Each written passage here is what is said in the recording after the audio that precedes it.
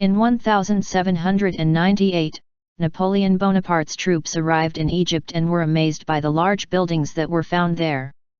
Among them, there was the Great Sphinx, showing its imposing imperialism to those men who missed that very different and extravagant culture. The Sphinx was half buried in the desert, but even then the world was captivated by its charm.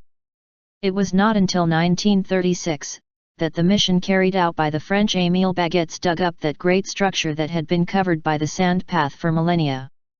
A prophet of the time was the one who alerted the world, declaring that he had had a vision under hypnosis in which he was shown inside the Sphinx of Egypt.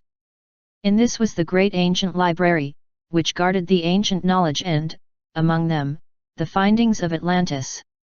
According to Edgar, the prophet would be the pyramids, the Sphinx and other buildings, replicas of the submerged Atlantis. In 1987, a team from the Japanese University of Waseda discovered tunnels and cameras inside the Sphinx. This shook the Egyptologists, though it was later said that such passageways, strangely, led nowhere. Since then it has been covered with a halo of mystery to the Great Sphinx. But the truth is that the thing does not end here. The team found, thanks to a study of electromagnetic sound waves, entries in the legs of the Sphinx, as well as a cavity in the very head of the Sphinx. As an entrance, this cavity, which had been described by Napoleon, was photographed from the air at the beginning of the 20th century.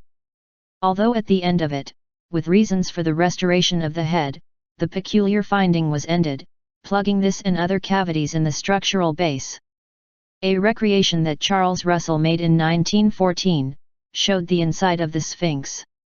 In the illustration, the entrance to the Sphinx could be observed through the cavity of the head, which led to a camera and went down to the main room of the Sphinx. This, in turn, housed several passages that led to other areas outside the Sphinx. And below it, a pyramid. A pyramid that would house the pharaoh of the first Egyptian dynasty, which would be Pharaoh Menes, chosen by the gods to rule on earth and who would have been represented on the face of the Great Sphinx. This news was also published on the cover a year earlier, in the British newspaper The Sphere, published on March 22, 1913, where you could see the same description that Charles Russell did. But it was not the only publication that sold in the media this finding.